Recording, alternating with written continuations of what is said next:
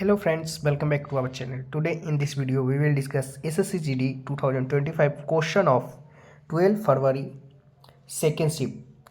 तो दोस्तों आज की इस वीडियो में हम आज आपका 12 फरवरी था तो सेकेंड शिफ्ट का एग्जाम जो कि SSC GD का समाप्त हो गया है, तो उसी के क्वेश्चन को डिस्कस करेंगे जो कि आपका जीके जीएस पोर्शन से रहने वाला और इंग्लिश मीडियम में रहने वाला है। और इसका जो PDF है आपको टेलीग्राम चैनल पर मिल जाएगा आपका हर दिन का हर शिफ्ट का बिल्कुल फ्री ऑफ कॉस्ट, तो आप लोग वहाँ से भी ज्वाइन होकर रीड आउट कर सकते हैं। तो चलिए वीडियो को आगे बढ़ाते हुए, तो फर्स्ट क्वेश्चन है कि what is the national fruit of Bangladesh. तो जैक फ्रूट जो कि आपका राइट आंसर हो जाएगा।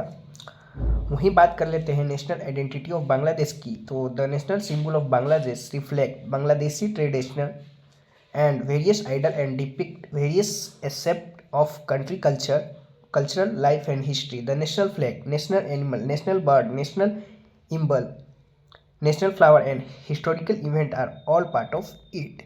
चलिए बांग्लादेश के नेशनल फ्लैग को देख लेते हैं। The national flag of Bangladesh known as the red green was officially adopted on 17 January 1972.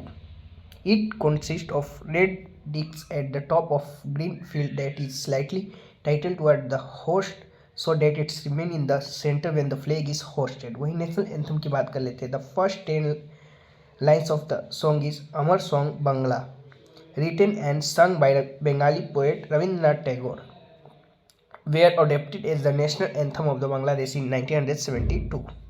National flower की बात कर ले, the national flower of Bangladesh is the water lily. National animal की बात कर ले, the national animal of Bangladesh royal Bengal tiger या panthera tigris. वहीं बात कर ले नेशनल ब्लैक बर्ड की, तो मैगपाई रोविन जो कि आपका कॉप्सिकस सोलरिस के नाम से भी जाना जाता है, sometimes also known as Doyel और Doyel is the national bird of Bangladesh. वहीं नेशनल फ्रूट की बात कर ले, the national fruit of Bangladesh is jackfruit जो कि आपका क्वेश्चन में पूछा गया था, found in the tropical region of Bangladesh. चलिए नेक्स्ट क्वेश्चन की ओर बढ़ते हैं। नेक्स्ट है आपका उस्ताद राशिद खान बिलोंग्स टू विच घराना। तो फ्रॉम रामपुर शाहसवान घराना से बिलोंग करते हैं, तो आपका राइट आंसर हो जाएगा। चलिए नेक्स्ट क्वेश्चन की ओर देख लेते हैं। नेक्स्ट है कि article 48A of the constitution of India direct the state to ensure the protection and enrichment of dash to environment, जो कि आपका राइट आंसर हो जाएगा इनरिचमेंट ऑफ इन्वायरमेंट।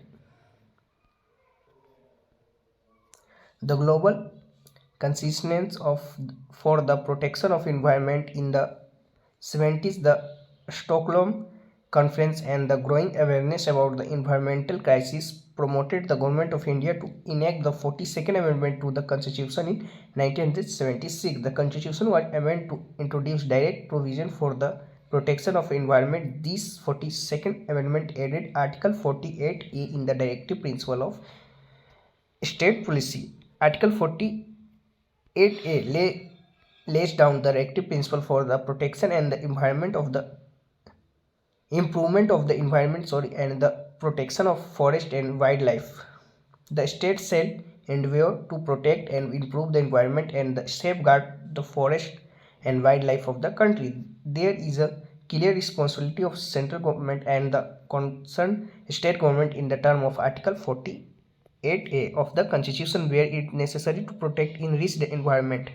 वहीं वो बात कर लेते हैं। Part 3 of the Indian constitution dealing with the fundamental right does not devote any article specifically related to environmental protection but the development of law and pronouncement of judgement by the supreme court plays an important role to protect the right to clean and pollution free environment.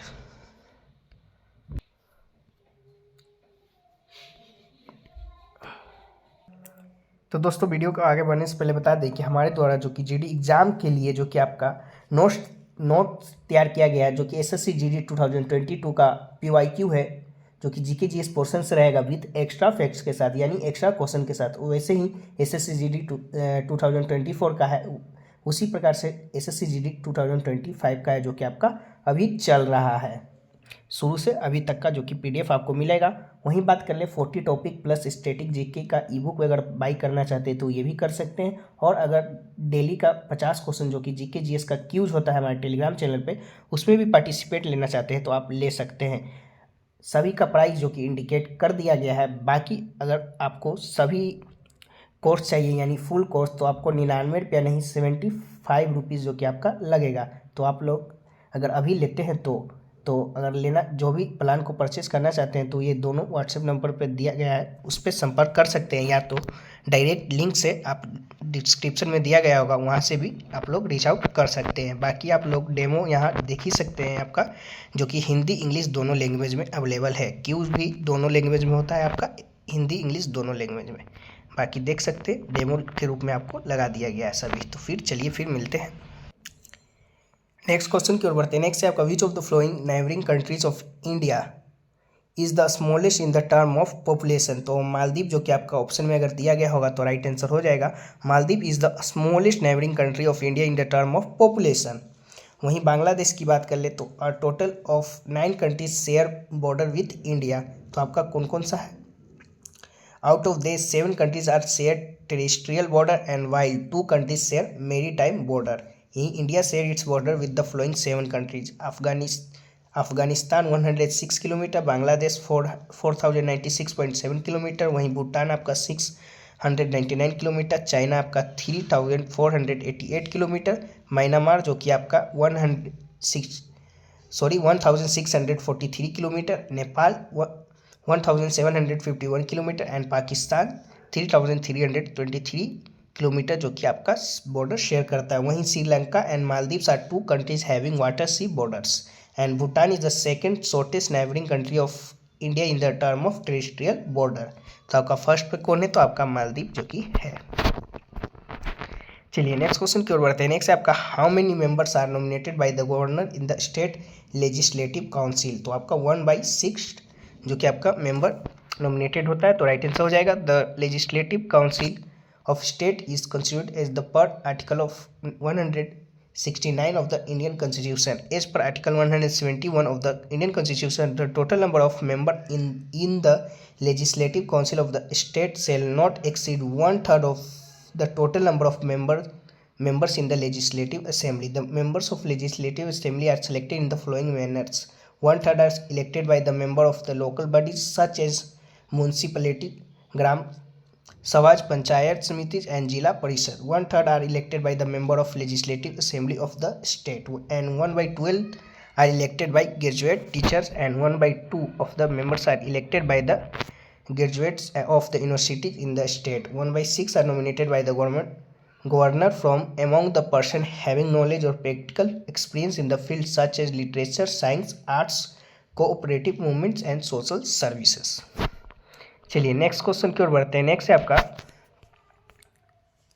खासाबाद Dada Saheb Jadhav was associated with which sport. तो wrestling से जो कि आपका related है, तो wrestling जो कि right answer हो जाएगा। वहीं बात कर ले the first Indian to win Olympic bronze in Khashaba Jadav.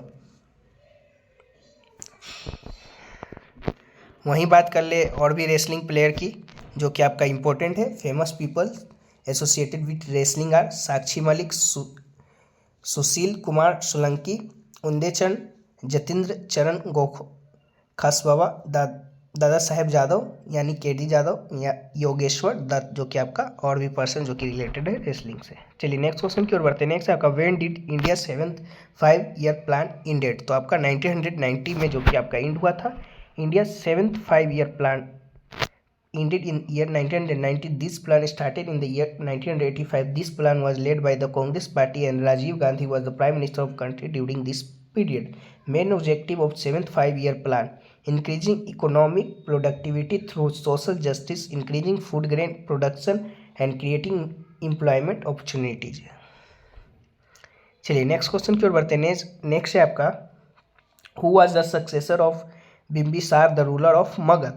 तो अजात शत्रु जो कि आपका राइट आंसर हो जाएगा। Bimbisara ascended the throne of Magad in 544 BC. He willed Rajgira and made it his capital. He sent his loyal physician Jivaka to serve Chandrapradya, ruler of Avanti. Bimbisar was murdered by his son Ajatashatru. Bimbisar was responsible for the rise of Magad.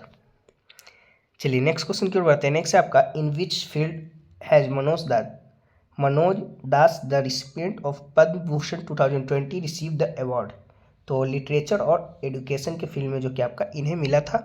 For his contribution to literature in the year of 2020 eminent writer Shri Manoj Das has been awarded the Padma Bhushan, the third highest civilian honour. He was an Indian writer who also wrote in English and Odia. Manoj Das receive the Saraswati सम्मान इन 2000।